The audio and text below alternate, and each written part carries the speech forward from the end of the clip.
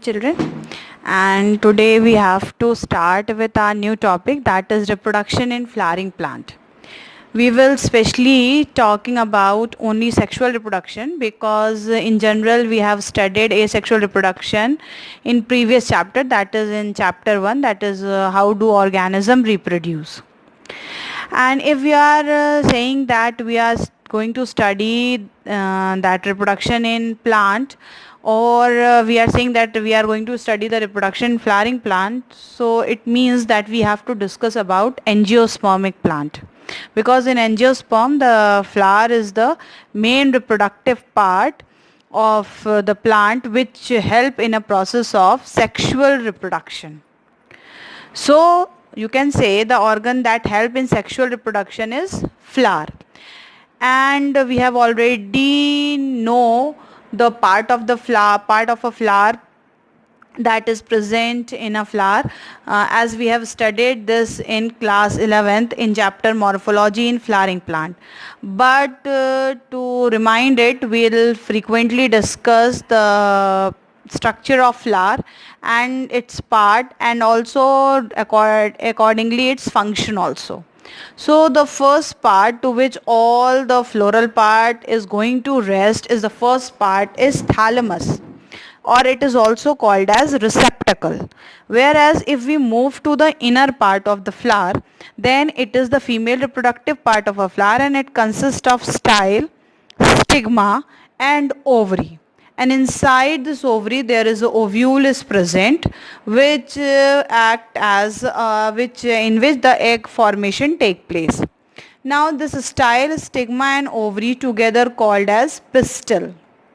Whereas we'll move outer to the to this female reproductive part, there is an in outer state of female reproductive part there is a male reproductive part is present, which is called as stamen. And stamen consists of two part, one is anther part and the other is the filament part. These two part consist of the male reproductive part, and this is called as stamen. Outer to the stamen there is a colored structure is present, that is known as petal. If we'll take a single, then it is called petal, and we combine all the petals together, then the all together it is called corolla. And when we'll move to the outer world, then there is a sepal, and sepal, if single we'll take, it is called sepal, and if we take a whorl, then it is called calyx.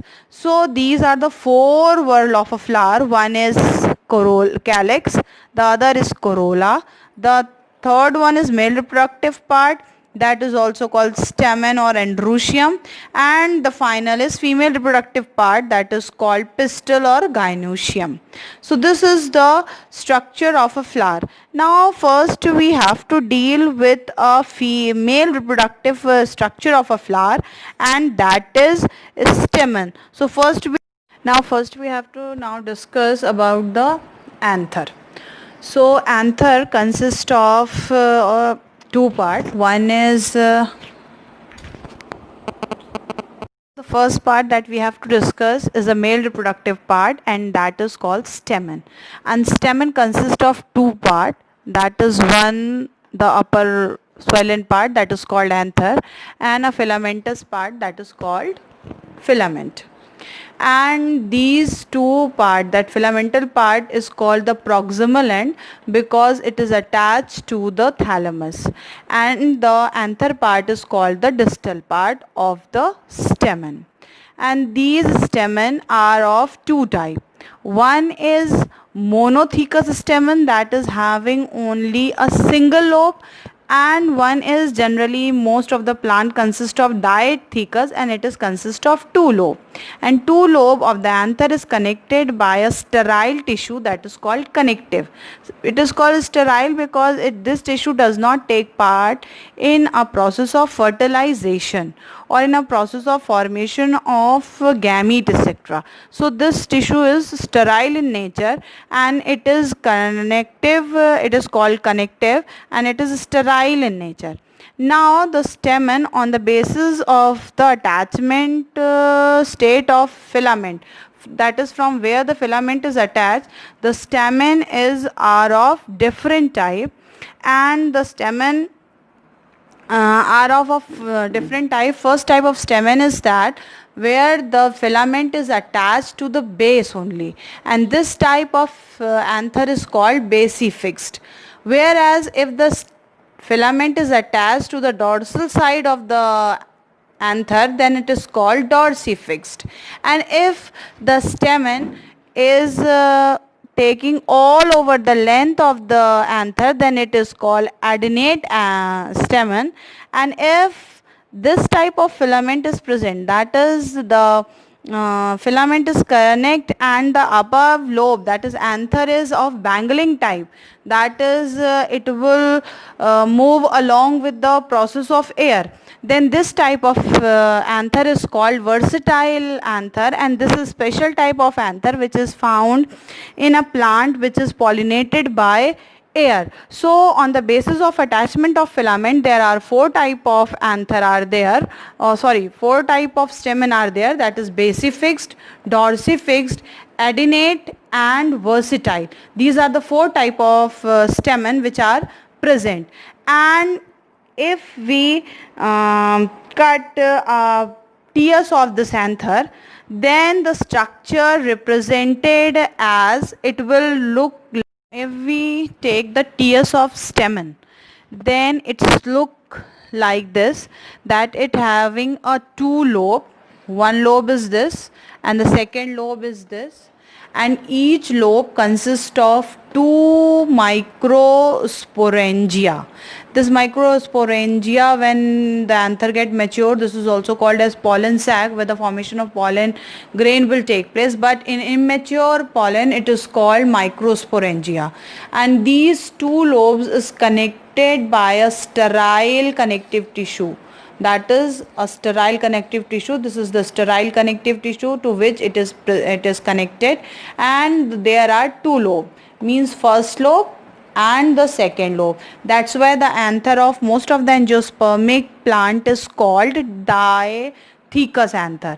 And the area which is present between the microsporangia and the wall of this theca, this portion is called anther wall. And now we have to study the internal structure of anther, that is which cell and what type of cell are present inside this till the microsporangia, and what type of structure or what type of cells are present inside the microsporangia. Now we have to deal with the structure of this internal structure of anther. But now you are able to understand that in most of the angiospermic plant, the anther is diathecous, that is having two theca, means two lobes, and having in each lobe they have two microsporangia, means in one anther there should be four microsporangia are present. Now we have to deal with the internal structure of anther. Now in the internal structure of anther we'll deal with the one theca, and the wall is present between the outermost structure and between the microsporangia. And if we see this much portion, then it consists of four layers. The outer layer is called epidermis, which is single layered, and it is a smooth flat cell. It is made up of smooth and flat cell, and the function of epidermis is of protection. Next, next to the epidermis is a layer of, that is the second layer, that is beneath the epidermis is present, that is called endothecium. And these cells are also flat but arranged in radial, and they are compactly arranged. In between these cells there is a thickening is present, that is known as callose thickening. Means here the thickening is present, and the thickening is called callose thickening. And the third layer, it is made up of 2-3 layered cell, and this layer is called middle layer, and it made up of parenchymatous cell, and these these middle layer is going to help in a time of dehiscence of anther. Dehiscence take place from this groove, that is from here, that is this is the groove where the second theca will start, and from here, this groove and this groove, the dehiscence of anther will take place, and this middle layer is going to help in a process of dehiscence, because all these things which are present above the groove and the below the groove become fibrous. This groove doesn't become fibrous, and this is the thinnest part of the anther. So from here the dehiscence of your anther, or the dehiscence of anther will occur, and the pollen grain will be released. Now the fourth layer, which is present inner to the middle layer, is your tapetum. Tapetum is a layer which is a special type of layer which is made up of special type of cell, and these are pyramidal in shape, and each cell has a large amount of cytoplasm, and they have also contain a prominent nucleus, and sometimes these cells also contain a multinucleated, or they may be a polynucleated.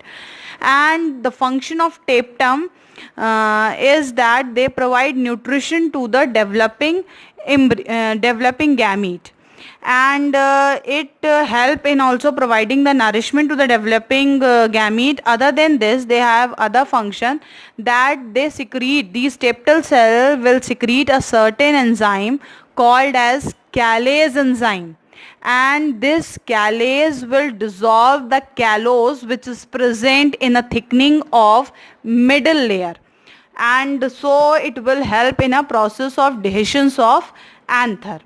And this tapetum will also produce Eubiscus body, and this Eubish body which was produced by these tapetum are coated with sporopollen, that is the most resistant substance known in living being, and that sporopollen will help in a formation of exine of pollen grain, that we will discuss in a process of microsporogenesis.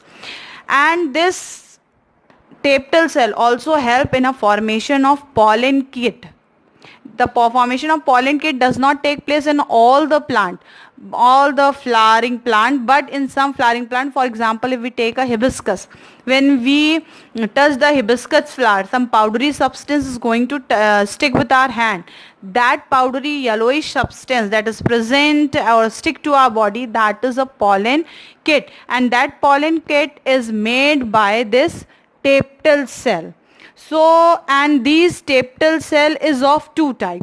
One is glandular tapetal cell, that will take the process of secretion, and other is amoeboid tapetal cell, that is plasmodial in nature. So there are two type of tapetal cell are present, and inner to the tapetal cell there are various dense cells are present, which is parenchymatous cell, and which are tightly packed, and out of that cell, that is that cell which is present inside this microsporangia, some cell will take the process of formation of gamete, and that cell are called archisporial cell. Okay, though I am showing this in a diagram, that is, this is the archisporial cell that take the process of formation of male gamete, that is pollen grain. So we have discussed the internal structure of anther, we have discussed the outer structure of anther, and we have discussed the structure of flower. Now next we have to discuss, in next video we will be going to discuss the microsporogenesis process, and that is the process of formation of microspore, that is the formation of pollen grain. So in a next video we are going to discuss that.